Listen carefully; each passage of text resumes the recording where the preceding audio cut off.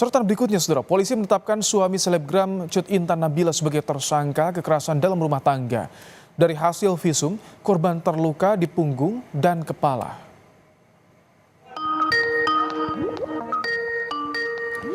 Armor Toreador ditetapkan sebagai tersangka KDRT dengan 3 alat bukti berupa flash disk, rekaman CCTV, tangkapan layar di media sosial, dan hasil visum. Selain KDRT, tersangka juga dikenakan pasal kekerasan terhadap anak. Penganiayaan yang diunggah korban di akun media sosialnya bukan yang pertama kali. Terakhir, penganiayaan korban dipicu tersangka yang marah saat dipergoki menonton video porno.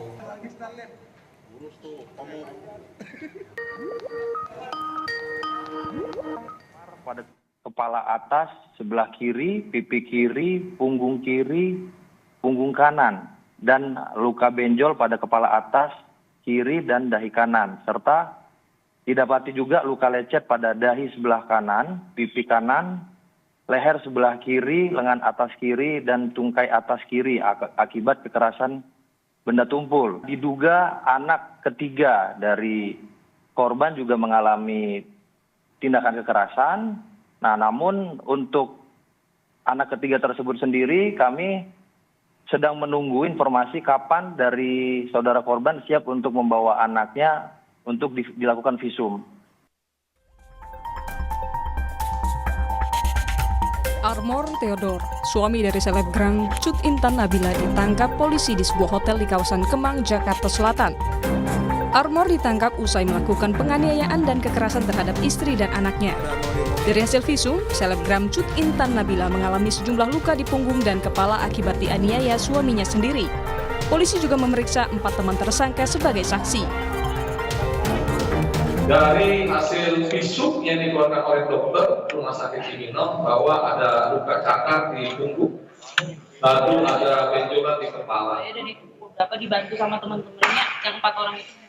Teman-temannya masih kami periksa sebagai saksi. Apabila teman-teman yang terlibat di dalam kasus ini akan kami jadikan juga tersangka. Kekerasan yang berulang bahkan pernah dilakukan di hadapan anak membuat anak-anak korban takut melihat ayahnya sendiri atau tersangka. Apakah yang kamu lakukan itu selama 5 kali di depan anakmu pernah terjadi? Pernah. Apakah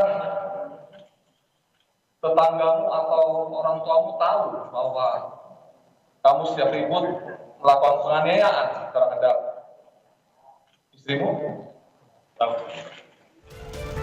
Sementara itu, ayah korban mengaku tidak tahu anaknya menjadi korban kekerasan dalam rumah tangga. Iya cucu om, Ya. seperti apa nih om? Nanti hukum lah yang ini kan. Tapi melihat Kak Intan sudah menutupi ini sekian lama om, melihatnya seperti apa nih om? Kita juga nggak tahu. Kasus ini mencuri perhatian publik usai korban memposting video kekerasan yang dialaminya ke akun Instagramnya. Tim Liputan, Kompas TV. Kasus KDRT yang dialami oleh selebgram Cut Intan Nabila selama 5 tahun pernikahannya menimbulkan kemarahan publik karena sang suami menganiaya pasca istrinya belum lama melahirkan dan di dekat bayi mereka. Lantas bagaimana seorang korban KDRT bisa menyembuhkan traumanya? Kita bahas bersama psikolog keluarga Novita Tandri. Selamat petang Mbak Novita. Selamat petang Mas Baik, Baim. Mbak Novita, ini tentu membuat geram. Upaya hukum, jeratan hukum seperti apa yang bisa diterapkan agar pelaku KDRT jera?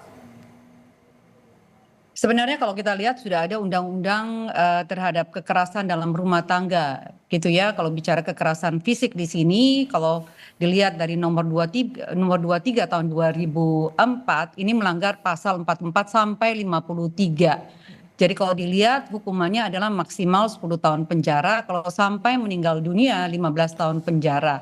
Saya ingin memberikan masukan di sini bahwa karena kekerasan dalam rumah tangga terlalu sering terjadi, ini seperti bak gunung es yang kelihatan cuma di ujungnya doang Mas Baim. Iya. Sebaiknya hukumannya ini ditambah. Karena kalau 15 tahun sampai penganiayaan meninggal dunia, hanya 15 tahun itu terlalu rendah. Oke. Berarti ini kalau kita bicara melihat anak-anak gitu, ini 3 anak gitu. Dan yang terakhir ini akhirnya kalau kita lihat Kalau dari video yang beredar ini ketendang, apa sengaja ditendang kah? Akhirnya juga menjadi korban gitu loh Mas. Ini bagaimana upaya pemulihan korban, anak korban, fisik dan psikisnya? Apa yang jadi prioritas? Semuanya menjadi prioritas, baik menjadi ibunya dalam hal ini Mbak Cut Intan maupun ketiga anak-anaknya. Harus diperhatikan bahwa anak-anak yang pertama dan yang kedua yang sudah cukup besar untuk bisa merekam dengan panca indera mereka, dan kalau ini tidak mendapatkan pendampingan dari psikolog anak yang tepat, dan ini bukan untuk jangka pendek tapi jangka yang panjang, supaya traumatik ini tidak terbawa sampai mereka dewasa, karena anak-anak yang menyaksikan kekerasan dan terekam di dalam otak mereka, di mana pertumbuhan otak yang paling pesat itu 80% di bawah usia 5 tahun. Nah kalau ini terekam, anak-anak juga akan menjadi modeling kan, mencontoh bahwa segala solusi daripada sesuatu yang saya tidak suka adalah dengan kekerasan. Baik, Mbak Novita, bagaimana lingkungan terdekat keluarga bisa mendeteksi atau peka ini ada terjadi KDRT? Sebenarnya mulai dari korban sih, mulai dari korban sendiri yang harus bicara. Kalau sampai 5 tahun dalam pernikahan dengan sampai punya 3 anak dan ini terus menerus terjadi, mestinya korban yang harus bicara.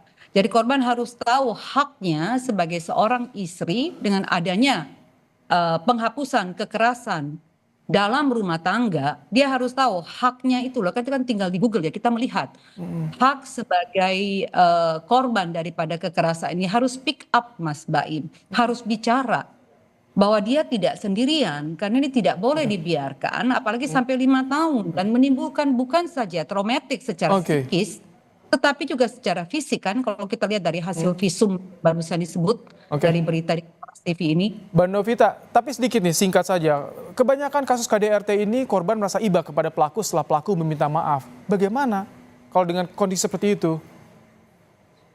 Sangat tidak sehat Mas.